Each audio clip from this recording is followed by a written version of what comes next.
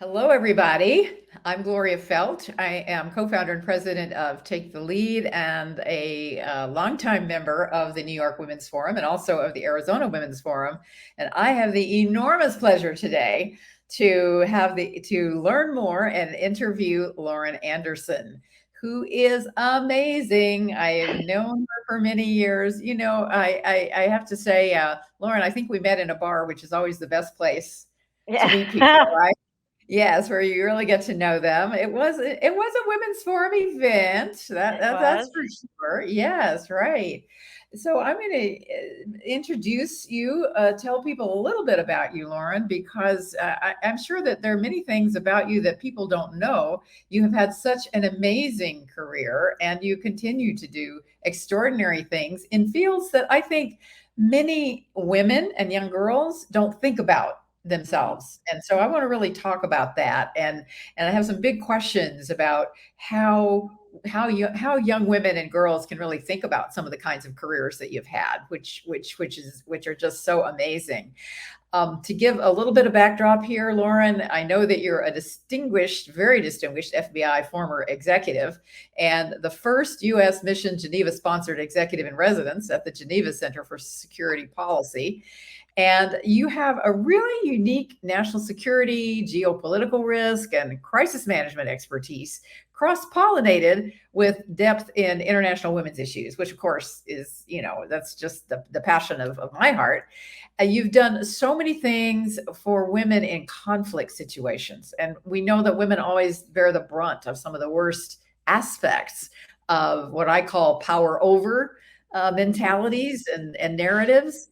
You've worked on every continent. You've worked with governments, international organizations, NGOs. I mean, it's just incredible. And where do we find you today? Thank you, Glory, for that really generous introduction. And I'm so lucky to be doing this with you, somebody who's been a friend, a role model, and a mentor for me for many years. So today I am dialing in for this from home, which is north of New York City, but back on this continent. Well, that's unusual because, I can sometimes hear from you and you're in Switzerland or you're in Turkey or you're in Nepal or I mean, you're everywhere. So we want to hear all about that. I want to start by asking you my favorite question to find out about people, which is how did you get to be you? What inspired this incredible career path that you've had and how did you know it was your calling? That's a great question, Gloria. I've never been asked it quite that way before, so I appreciate it. Like the short version is two great parents, two awesome brothers, two inspirational grandmothers who built ships during World War II, and that came to me. But apart from that rather quick and glib sort of overview, in all seriousness, who I am today is a direct result of my family and certainly my friends. I had a dad who, from the time I was old enough to understand what he was saying to me, told me I could be anything I wanted, I could do anything I wanted, and I should always be the boss. And I had a mom, which I know you love, right? Yes.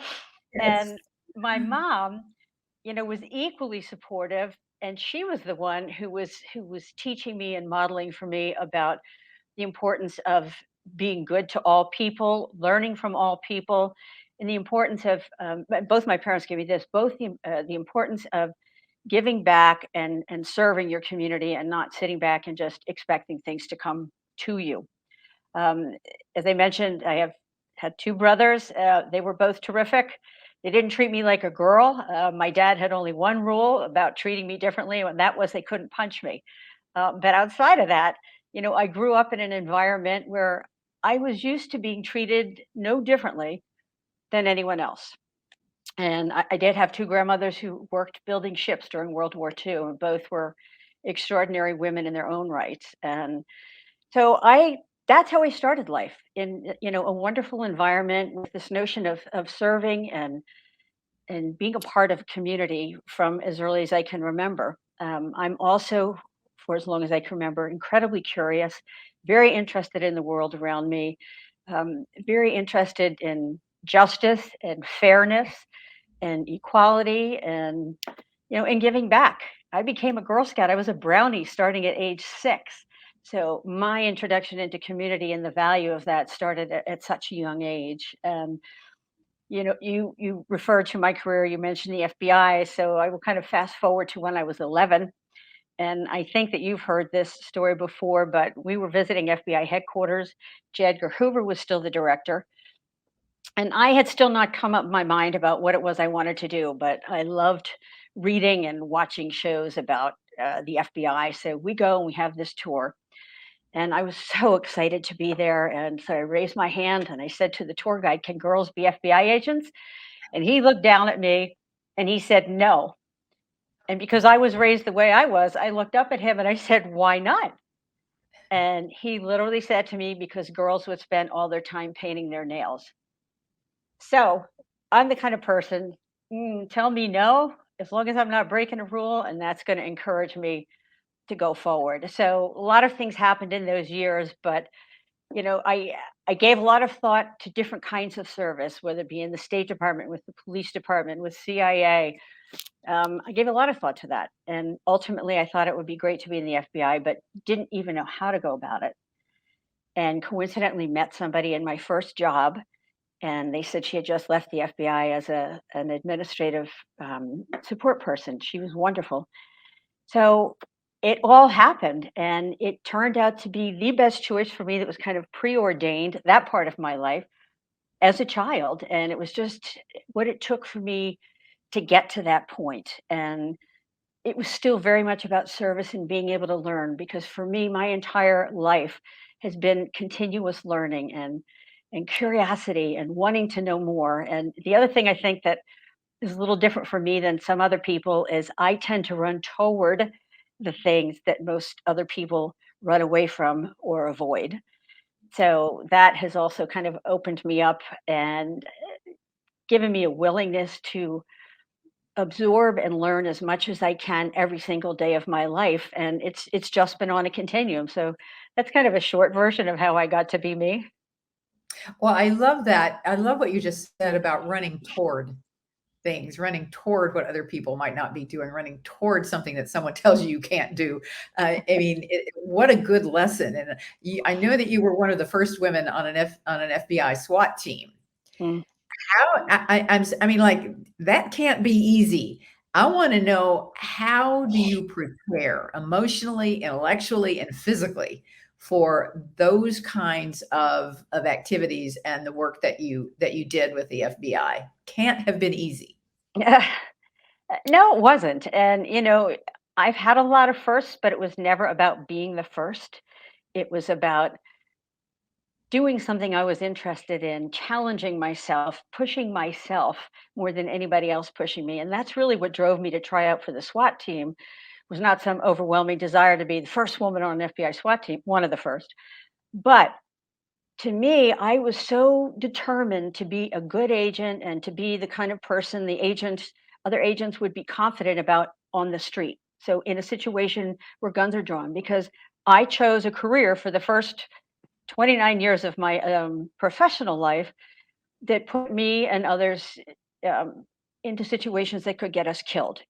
So trusting that person next to you becomes really important. So I was literally driven by what can I do to build upon my tactical skills, which I had learned how to shoot. I learned defensive tactics. I learned all of that in the FBI Academy. And I thought, I'm just going to give it a try. I lose nothing. If I make it, then I get all this additional training and I get to spend time working with police officers. And at the time, I was assigned to Milwaukee, Wisconsin. So I get to work with the sheriff's office, police officers, and interact with my peers in the law enforcement community. And I made it. It was a ton of work, a lot of physical work. I learned to rappel, which for those who don't know is standing well, you could come out of a helicopter. I haven't done that, but at the top of a very high mountain or of some sort with just a rope around you as a harness, and you go back, butt out, and out you go. You can't see where you're going. You're just going down. So it was really challenging for me mentally and emotionally as well as physically, because it's about your mind. It's the same with shooting. Where is your head? Your head's got to be in the game. The judgment has to be there. And you have to be laser focused on what you're doing to ensure you don't get hurt and to ensure nobody else gets hurt around you. Well, I love what you said about giving it a try, that you didn't know if you would be accepted, but Mm. you were willing to put yourself out there. And again, that is just such a huge lesson for women in our lives and in our careers. And to be willing to take that risk Hmm. and to put yourself out there and know that you're going to learn something from it regardless of what happens. That's a huge lesson for women, even already in their careers, and certainly for girls coming up. And in that vein, I am curious about whether you had any mentors or a support circle that helped you Hmm. get through that journey. This is always an interesting question for me, and I'll tell you why. Because I had wonderful role models, as I mentioned, as a child. But until the latter part of my FBI career, so the latter part of the career, I had no mentors. Mhm. I had no formal mentors. I was very much on my own. I had to figure it out on my own. And as I rose higher into leadership roles within the FBI, I was determined that I was going to be that mentor, even if I didn't have that mentor. Now, that's not to say no one helped me or spoke with me along the way, but they were small situational kind of snapshots in a window of a 29-year career. And that lack of personal mentorship just made me say, this is the most important thing that I can do. Yes, there's the mission, and I have to keep track of that. But how I support other people. I took, for example, supervising brand new agents out of the FBI Academy or brand new analysts out of training. I took that mentorship and development of them as absolutely critical because how they develop at that point in time sets the stage for the rest of their career and their professional lives. When that changed, and we might talk about this more in another question, was when accepted into the fellows program for the International Women's Forum Leadership Foundation. And once that began, I have been so blessed to have the support starting with those women in my cohort, the other women I met, and the exceptional network I now have. You're one of the people who, and I've shared this with you before, but you're one of the first people who reached out to me early on. And in fact, I think before I was actually a member, because before I became a member and was still in that fellows phase, I would be invited periodically to events. And you were so generous. And being in the forum has really blown open my network and transformed my life in ways that I couldn't imagine. In fact, many of the things I do today, which one of my friends calls my portfolio career, has come as a result of other women and some men recommending me for roles and opportunities I might not have otherwise accessed. And I think that's really important. One thing I love that you always speak about with take the lead and others is that power is not pie. There's not a finite amount of it, and it's something to be shared. And there's one other woman there's so many women who have been wonderful to me, and a lot of men. Something we're going to talk about in a bit, I think, about what I'm doing today, came from one of my male colleagues who recommended me. But I Mhm. really want to give a special shout out to Edie Weiner, who is another extraordinary human being. And she thinks so differently than I do. And she was pivotal for me as I was considering what my next career life was going to look like.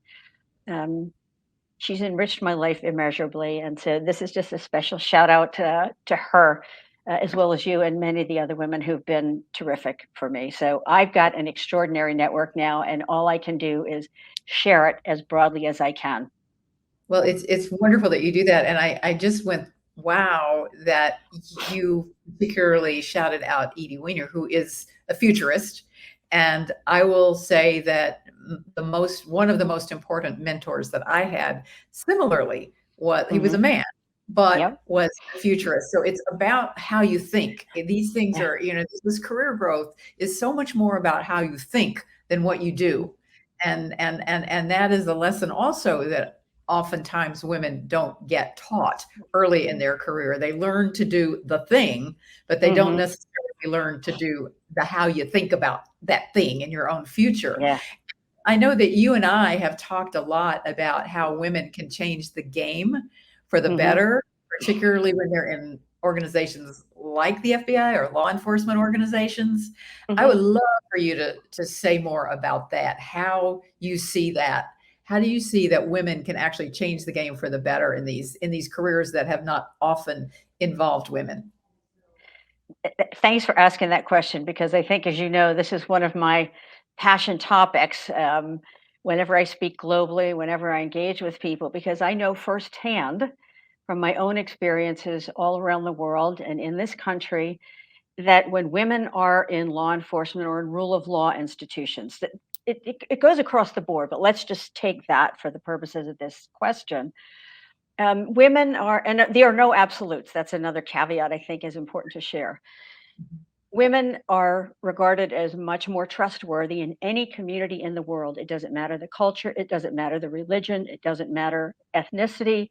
Women are inherently trusted in cultures and down to smaller things like communities and villages. That's number one. Two, women are viewed as more empathic and more compassionate. And so that, along with the trust, builds a willingness for people to talk. Women also know the importance of community and the importance of not the power down, as you like to, to talk about, not power over, but really that the power comes from everyone in the community. And that's really important. The other thing is that women look for ways to deconflict. Some might say women avoid conflict, and that is certainly true to some respect. There's certainly men who avoid conflict. But women, as a rule, are going to find another way to deal with a situation that can be challenging and that can be escalated. One of the most important lessons I learned early in my professional life in the FBI was you can always escalate, but you can't de escalate once you've been up at that level. And that is certainly true in a business scenario, it is true in war. And for me, with women in these industries, jobs, careers, it just makes a difference because if a woman comes upon a situation, let's say as a law enforcement officer, and this is true anywhere in the world because I've been all over, and it's the same. If there's an escalation of conflict that's shouting and it's getting to the point of getting physical, women have a very unique way of talking to everybody involved and saying, and just settling the situation down, settling it down, finding a way to address it. If you have to escalate, you do. But it's really important that that doesn't happen. The other thing that we know from research and a lot of work by the United Nations as well as others is that when you look, there's something called the Global Peace Index that's put out, and the UN, World Economic Forum, a lot of institutions put out studies on an annual basis of which are the countries that are most peaceful, which you will also find there's greater equality and egalitarian among with gender, with race, with ethnicity. And here's another thing that's in common there.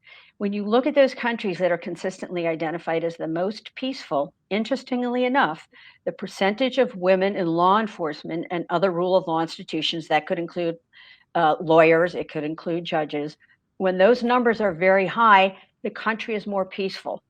The Scandinavian countries are historically always in the top five, a number of them. And their law enforcement agencies, many of them are more than 50% women or very close to 50% women. By contrast, if you look at a place like Pakistan, is one example where there are many great things. The Pakistani people are great themselves. However, tremendous amount of conflict for many, many years there.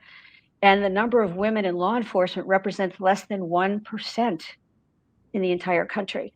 The same is true of Somalia and other countries. So there is a clear parallel of how it makes a difference. And certainly in the women, peace, and security space, when women are at that table making the decision, not just supporting those at the table, it makes a difference. The Good Friday Peace Accords in Northern Ireland, that was the first one in modern times where women played a pivotal role in every part of that process.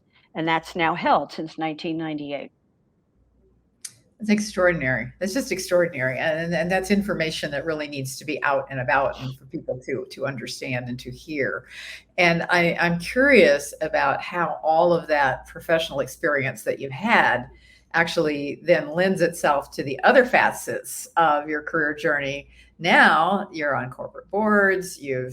How have you applied it even to your personal life? I mean, what is it in this great wisdom that you've just imparted to us that is now informing the other things that you're doing now? I think that one of the most interesting things that I continue to learn is new ways that my experience and expertise lends itself to my journey. And I'm sometimes surprised by the things I learn about myself in a new setting. You mentioned corporate boards. I gave considerable thought to the idea of corporate board service. I wanted to be sure that I had value to add, that I could effectively communicate that value, and then add the value. And it was also important to me that if I was going to do this, and I realize as a new person doing this, you can't cherry pick exactly where you wanted to go, but the purpose of that company, their business, also mattered to me. And I represented a challenge, though, to the few organizations that do exist who work to support women getting board ready. They really didn't know what to do with my FBI background, so it became incumbent on me, with help from others, to figure that out. And I was also initially a puzzle to some of the organizations I wanted to work with in mentoring and advising women entrepreneurs in other parts of the world, particularly in the Middle East, Africa, and South Asia. But it turns out I have a lot to offer relative to expanding a business globally, including a deep understanding of how geopolitics impacts our economy and the business sector, risk, crisis management, strategic planning, and how to navigate in a man's world where you may be the only woman in the room, which, by the way, I view as an enormous plus. I have, you know this. I, I, use what you've got. That's my leadership power tool number 3 is use what you've got. And exactly, you're talking about right. exactly. And Yeah. I guess the other thing I would say is that I have, and this, I wanted to share this little anecdote from somebody I'm working with now. I have an incredibly diverse global network, which enriches my life and supports my work. And that goes to the personal life part of this, because I don't do anything that I don't feel is not stretching me professionally and personally. So, one of the CEOs that I've worked with, when asked by shareholders about board members, including me, and she shared this with me, said, "It doesn't matter what company or where they are in the world, Lauren manages to come up with someone she knows or a connection through someone that gets us an introduction. She's also always ahead of us and consider potential risk and consequences." And I was really thrilled that she chose to share that with me. And it was good feedback. And all of these things are skills that both entrepreneurs and boards need. Mhm. I certainly don't know everything, not even close, but I know how to reach out and find that expert that someone might need. And again, just kind of close loop on the personal side. All of this is done because I see value and I want to add value and have an impact.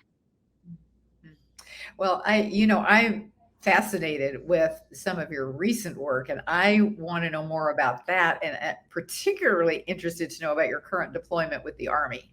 I think I Fascinating. threw you off with that one, right? Yeah, you did. I mean, I would, but it kind of fits. But I really want to know more about it and what you're doing and how did that happen? Okay. Well, first of all, I love my life. I do a variety of things, including working with women, as we've spoken about, in women, peace, and security. And as I also mentioned before, I know firsthand how women change the game and how much they impact security of not only the lives of their families, but their communities and countries. So a lot of my work in recent years has been, still embracing that and finding other ways to do it. I'm privileged to continue to serve our nation in 2 different roles. One as an advisor to the U.S. Comptroller General at the Government Accountability Office, and the second, which you've just referenced, is as an advisor and subject matter to the U.S. Army in warfighter exercises. And I just finished a 2-week deployment with the Army.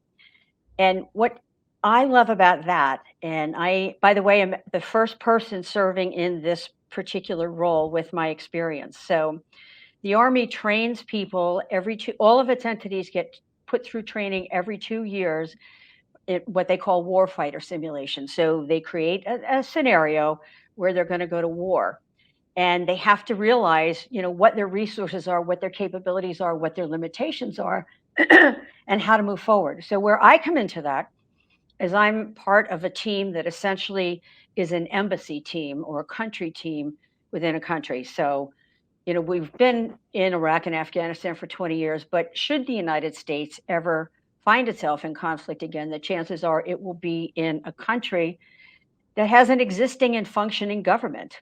And we might just be there to support them. So the point is, if that happens, that they recognize they've got a functioning sovereign government, and they recognize they have a team in the US Embassy. And I'm one person on that team, but a team that can help them understand how they can be doing their job better and minimize the risk to civilians and minimize the risk to themselves. So that's kind of a broad overview with the Army piece. And I'm also serving on two corporate boards, as you mentioned. I'm on the board of trustees of my alma mater, Muhlenberg College, and I serve as the board chair for the nonprofit Red Dot Foundation, which is a technology company based in India and currently growing globally.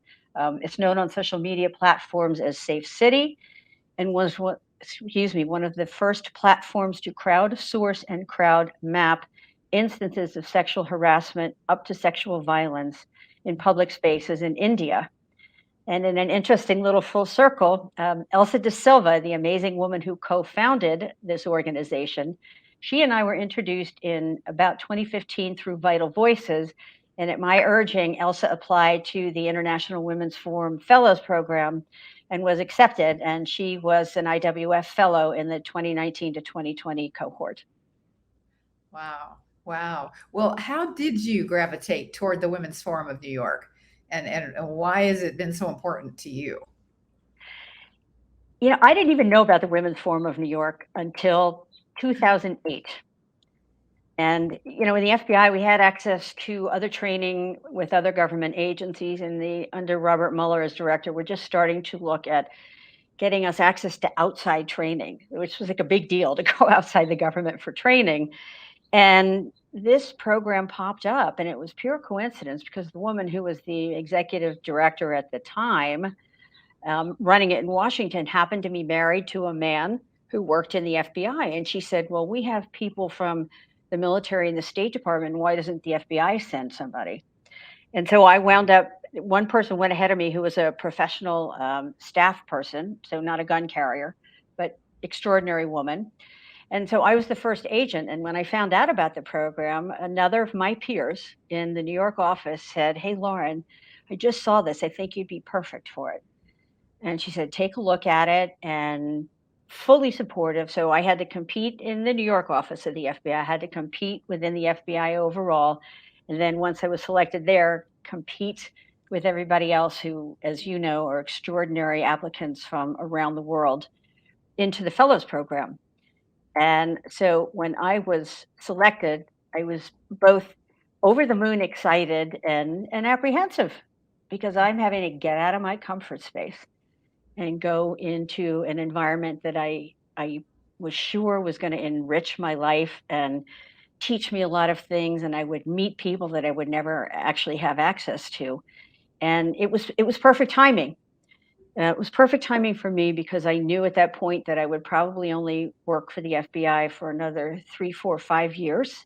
I'd made that decision because we can retire at a fairly young age in comparison to the rest of the world.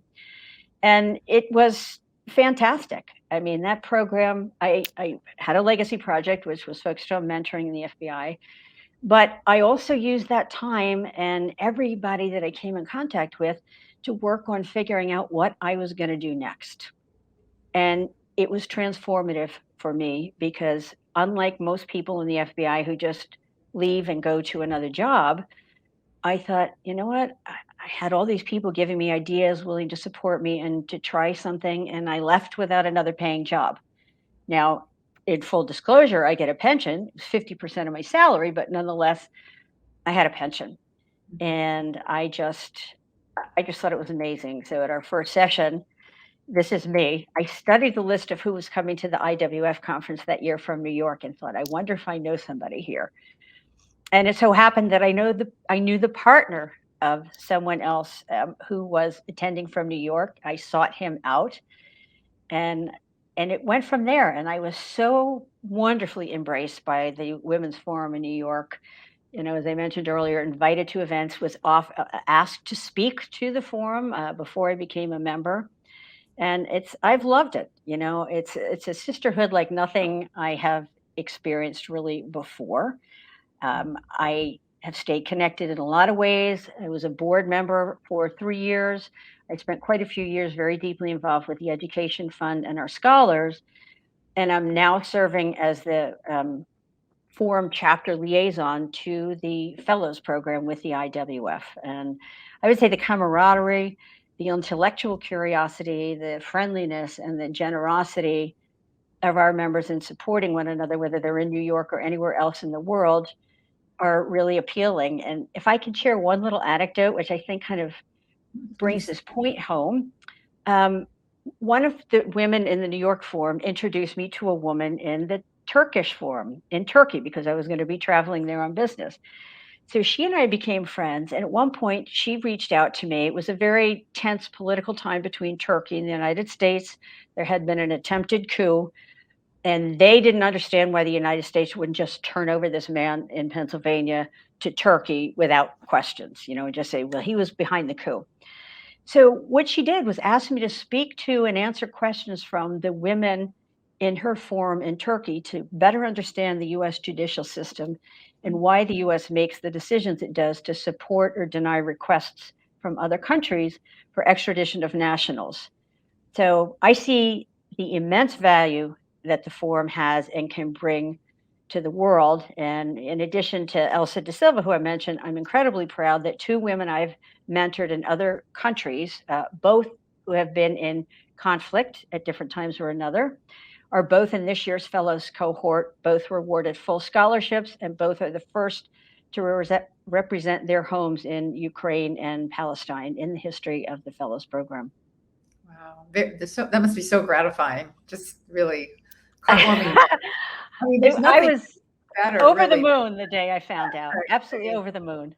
Yeah, it's just, when you see that what you've done and the people you've brought along are, that you see their accomplishments, there's almost nothing, at least for me, and I can see that it's the same for you. It's just that's it gives you energy. It gives you the motivation to keep going. And on that note, I do want to ask you, based on your advice, what is some advice that you would give to young girls and women who are looking to make a difference in the world the way that you have? What would you say to them? Well, first thing I would say is never let anyone else determine your path or your destiny. It's your journey. Seize every moment. Don't be afraid of failure and don't shy away from risk. Some of the scariest things I've done, including, as I mentioned, my choice to retire from the FBI without another job and my moments of failure, and I've had them, have produced tremendous growth. And those are experiences we can share. Be open. You may have a path, but that doesn't mean you can't pivot and move in another direction. Share what you know and who you know. Think about your interests and then seek out organizations and individuals who are making a difference in that space and align yourself with them. Then use that network, start building that network, and create more connections. Cross pollinate those connections across your network and into the networks of those you know. It's not tough to do. It's really just making that commitment of time. And I would like to end on a personal pitch kind of to this question is we all need money to live, but having an impact in the lives of others is the single greatest gift we can give to others and to ourselves. When I reflect on my life so far, what matters most and is uppermost in my mind are the people whose lives I've been invited into and those who have entered my life. That joy doesn't come close to monetary rewards. And I will also put myself out there and say for anybody who's interested in learning more about some of the organizations that I do work with and have worked with, both US based and elsewhere, I am more than happy to speak with anybody about that.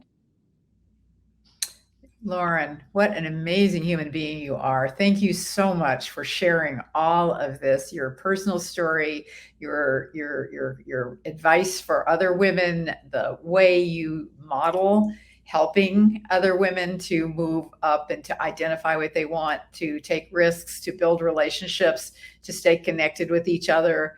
This is wonderful. I mean, this is what life is all about. And if people want to stay connected with you, where can they find you to do that? Are Ah, you okay. I am on LinkedIn, and I am also on Twitter and Instagram. For Twitter and Instagram, it's at LC Anderson International. And with LinkedIn, it's my name with INTL after it too. So I'm easy to find out there. wonderful. Well, I just know that after watching you, many more people are going to want to stay connected in that way.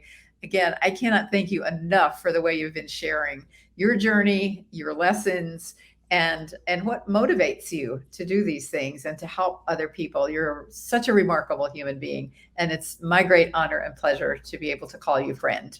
Ah, thank you so much, Gloria. When I was asked to do this, I thought, oh, that would be cool. But then I thought, who would be the best person for this? And as you know, Naja asked you, and then Naja asked me, and it turned out that I was like, oh, Gloria would be the ideal person. And she said, well, I just asked Gloria, so that's going to be perfect. So I am so grateful for that. Like you, I am so grateful to have you in my life, to have you as a friend and a role model and mentor. And I can't wait to introduce you to these two women who are joining this fellows cohort. I've spoken to both of them about the work that you've done and what an icon you are, which is true in this country for feminism and for so many things. So that'll be the next connection we make, is for me to All right. introduce Arena and Abir to you, Gloria. Fantastic. I look forward to that. Thank you so much.